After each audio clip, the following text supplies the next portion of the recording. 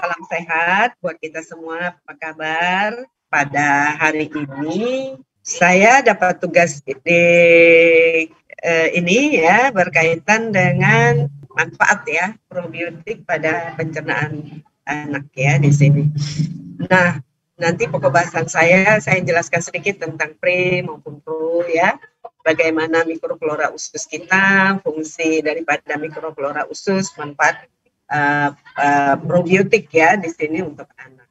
Nah, saya jelaskan sedikit saja. Tadi sudah dijelaskan bahwasanya prebiotik ini adalah ingredient kita bilang ya dari pangan kita yang dapat difermentasi ya di sini ya.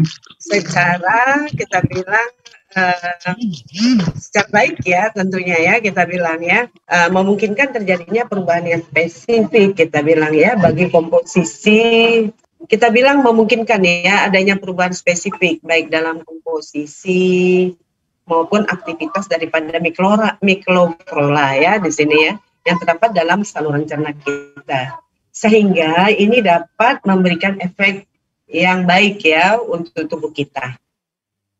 Kemudian dia juga prebiotik ini merupakan bahan makanan yang tidak dapat dicerna, yang menguntungkan bagi inang dengan merangsang secara selektif kita bilang ya untuk pertumbuhan atau aktivitas daripada satu atau sejenis kita sejumlah bakteri-bakteri yang berada di dalam kolon kita, sehingga ini dapat meningkatkan proses cerna di dalam tubuh kita. Nah, fungsi prebiotik dia menstimulir pertumbuhan ya daripada bakteri satu bisa banyak ya dari sejumlah bakteri yang sifatnya endogen yang terdapat di dalam usus besar, sehingga dia di sini bisa memodulasi komposisi daripada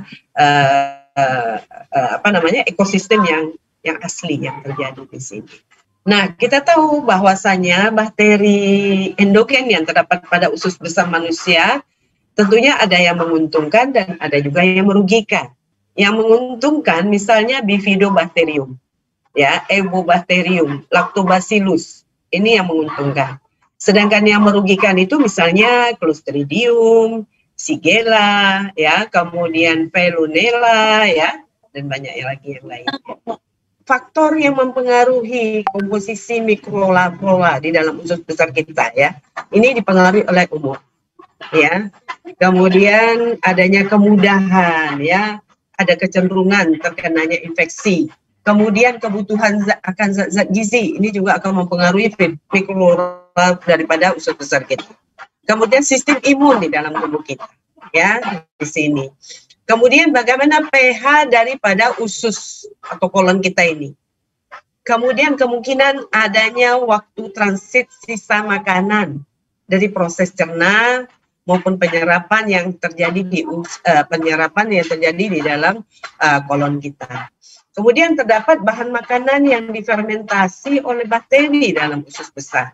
Jumlah dan jenis bahan yang dapat menstimulir kita bilang ya pertumbuhan bakteri ini yang paling sangat mempengaruhi ya. Jadi keberadaan daripada mikroflora usus besar kita. Jadi banyak faktor, tapi yang sangat berpengaruh adalah jumlah jenis ya beberapa pertumbuhan daripada bakteri.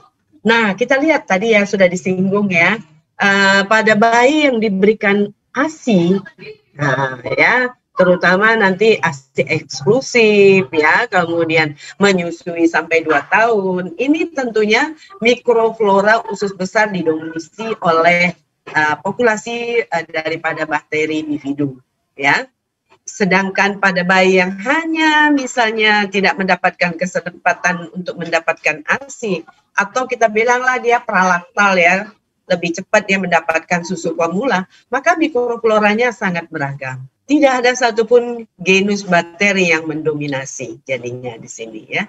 Nah, kalau tadi ketika dia mendapatkan ASI, bakteri bifido ya yang mendominasi. Jadi bayi yang masih mengkonsumsi ASI akan memiliki kesehatan lebih baik daripada bayi yang tidak mendapatkan ASI. Oleh karena itu ya, ini ASI ini mengandung pre dan probiotik ya, sehingga mikroflora itu akan didomisi oleh bakteri probiotik yang dapat tumbuh subur karena adanya faktor pertumbuhan atau growth factor yang terdapat pada ASI, ya itu. Nah, setelah bayi di sapi biasanya berlahan-lahan jumlah bakteri prebiotik dalam usus akan menurun, ya, sehingga mikrokosistem mikroba tidak lagi didomisi oleh bakteri prebiotik, tapi mungkin bakteri-bakteri lain. Salah satunya adalah bakteri yang sifatnya patogen. Nah, kita masuk tentang pengertian probiotik. Probiotik adalah bakteri yang bermanfaat bagi kesehatan, khususnya kaitannya dengan saluran cerna. Nah, untuk anak-anak selalu bermasalah, ini kaitannya dengan saluran cerna. Ya, jadi di sini peran dari probiotik sangat membantu sekali. Bakteri baik bisa kita dapatkan dari makanan atau minuman, bisa juga suplemen. Nah, ini contohnya tadi sudah disebutkan Lactobacillus, Bifidobacterium, ya. Ini dua contoh bakteri probiotik yang paling umum, ya, yang nanti tentunya pada anak-anak kaitannya dengan pencegahan penyakit, salah satunya adalah masalah diare. Nah, kita tahu probiotik ini pada tubuh manusia, ya, dengan mikroorganisme, ya, ini terdapat ada 400 spesies bakteri yang mendiami di dalam perut kita, ya, pada anak-anak juga termasuk. Usus manusia menjadi rumah bagi mikroorganisme, tidak semuanya baik, ya, bahkan banyak sekali yang jahat, ya, di sini bakterinya. Generasi bakteri yang paling sering digunakan sebagai probiotik adalah bakteri asam laktat. Dia mempunyai peranan mengubah glukosa menjadi asam laktat, ya.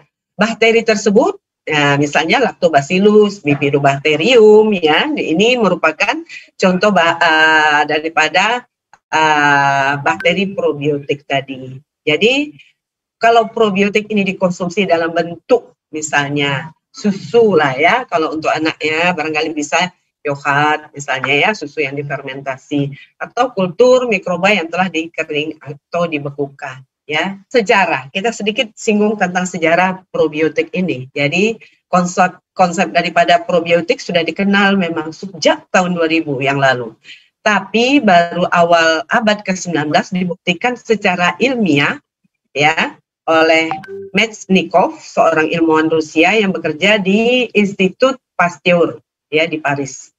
Mechnikov ini mendapatkan bangsa, ya, dia teliti bangsa Kauskasian yang mempunyai kebiasaan mengkonsumsi yogurt, ya. Yogurt itu merupakan susu fermentasi. Kenapa sih mereka itu pada ditemukan, ya, meminum yogurt ini dia tetap sehat, ya. Kemudian dalam usia lanjut pun jarang dengan gangguan-gangguan saluran pencernaan. Kemudian Mechnikov ini berpendapat bahwa bakteri asam laktat yang terdapat pada produk susu fermentasi tersebut ini berperan untuk menjaga kesehatan daripada usus. Ilmuwan lain, ya, misalnya Henberg, ya, mengemukakan, ya, jenis bakteri yang sama dengan usus halus, yaitu dengan mengisolasi daripada dari usus halus manusia, misalnya Lactobacillus acidophilus, ya. Produksi acidophilus ini, ya, ini memperbaiki tentunya menurut Mills, ya, dia memperbaiki produk yogurt sebelum-sebelumnya. Aku mencet tombol nomor itu, Kak. Selanjutnya berkembang produk-produk susu yang berfermentasi, tentunya yang mirip, ya, dengan yogurt. Nah, prinsip kerja daripada probiotik ini, ya, dengan memanfaatkan kemampuan daripada organisme atau bakteri tersebut, ya, dia tentunya mengurai rantai panjang dari karbohidrat, protein, dan lemak, ya. Kemudian kemampuan ini diperoleh dengan cara bagaimana? Adanya enzim-enzim khusus yang dimiliki oleh mikroorganisme tersebut untuk memecah ikatan-ikatan tadi. Jadi pemecahan molekul kompleks menjadi molekul sederhana ini mempermudah penyerapan oleh saluran pencernaan manusia, ya. Jadi di sini, jadi fungsinya di sini dia membantu mengubah membuat ikatan-ikatan yang lebih sederhana. Di sisi lain, mikroorganisme ini dia mempunyai keuntungan dia berupa energi ya dari hasil perombakan daripada molekul kompleks ini. Ini kriteria kita bilang ya daripada bakteri probiotik ini. Biasanya dia tahan asam ya suasananya ya, kemudian melekat di sel-sel usus. Dia bertahan di saluran usus, kemudian dia menghasilkan produksi antimikroba, ya, sifatnya antagonis, bersifat patogen dengan mikroba-mikroba ya lain di usus. Kemudian dia aman, ya, di makanan. Kemudian kalau dari segi klinis pun juga dia termasuk sangat membantu ya proses cerna di dalam tubuh.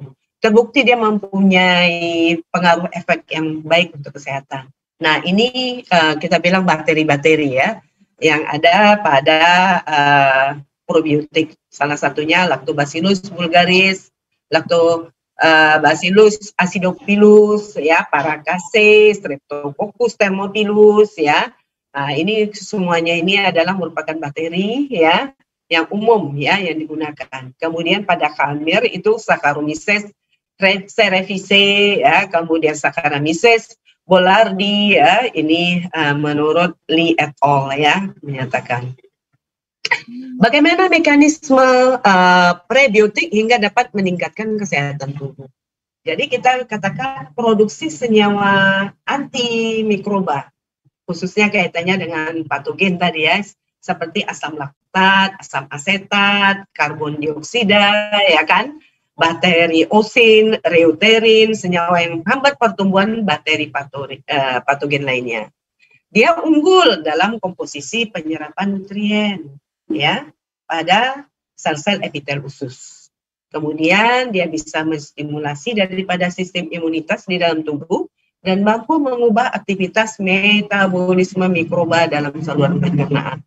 Maka bakteri asam laktat yang kita kenal dengan BAL sering digunakan sebagai probiotik komersial. Dapat dia menekan tadi ya, salah satunya bakteri prebiotik ini mampu mencegah diare yang disebabkan Helicobacter pylori. Jadi ini bakteri ini ya mencegah ya, menekan kita bilang. Asam laktat yang dihasilkan dia merangsang gerakan peristaltik usus sehingga di sini diare dapat diatasi atau tercegah ya masalah diare ya. Salah satunya dia juga bisa membantu meningkatkan penyerapan dari kalsium dia yang sangat diperlukan. Kalsium ini bisa untuk pertumbuhan tinggi misalnya ya. Kalau orang tua bisa untuk mencegah osteoporosis ya, seperti itu.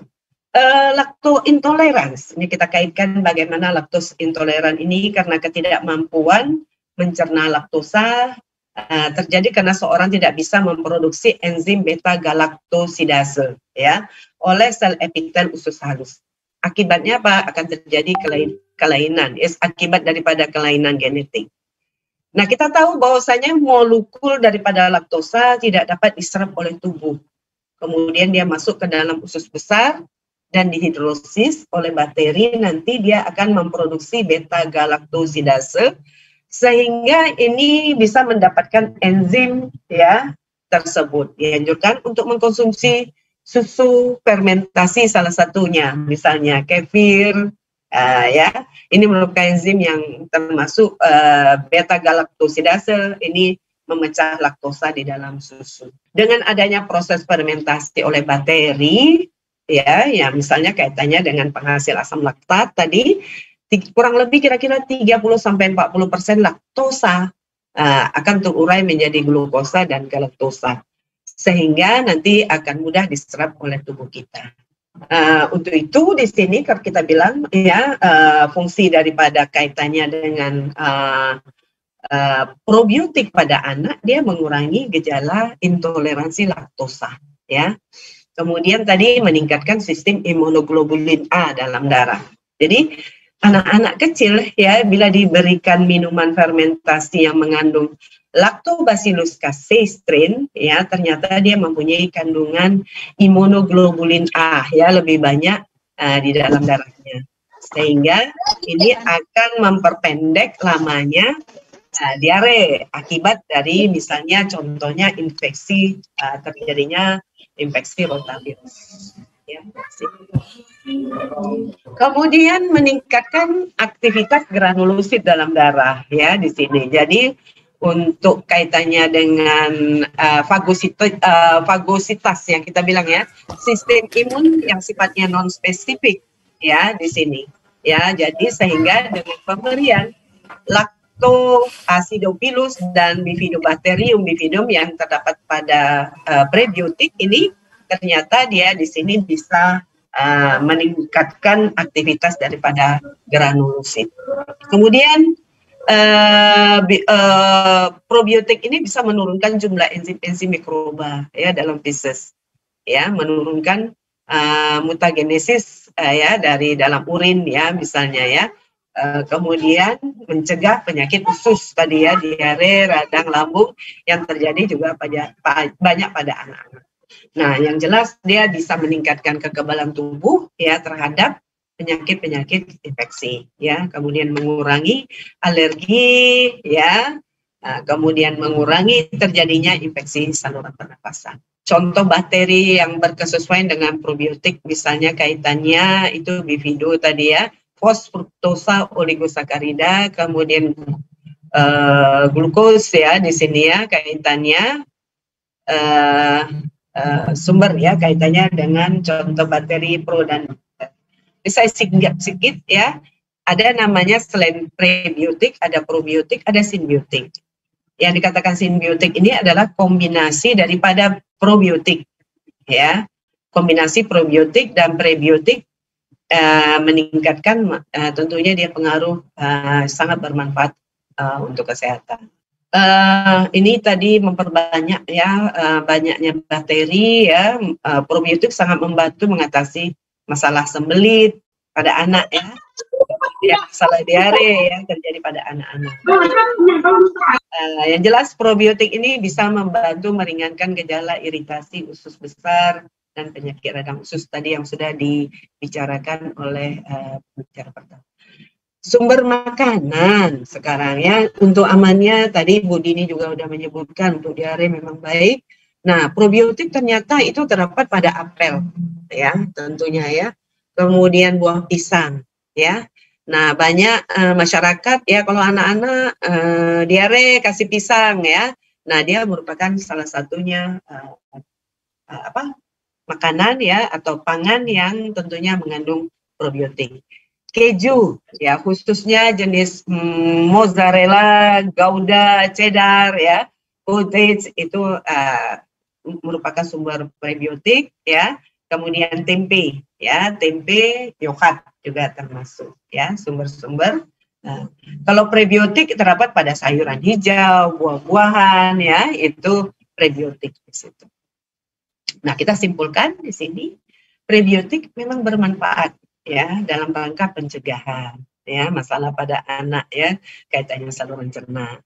Kalau dia memang sudah dengan penyakit, tentunya dia membawa efek yang positif ya dalam rangka untuk membantu pengobatan dari penyakit saluran cerna ya, termasuk diare tadi. Pengguna probiotik sejauh aman, tapi dianjurkan anak-anak ya kalau dia sudah dengan imunokompromis ya, promis ya di sini sangat hati-hati ya menggunakan ini. Tapi kalau yang dari alam tadi silahkan. Penggunaan prebiotik dapat pertumbuhan kuman probiotik ya, ini mulai banyak dicari-cari oleh masyarakat ya. Barangkali itu saja dari saya. Terima kasih. Saya cukupkan sekian dulu dari saya.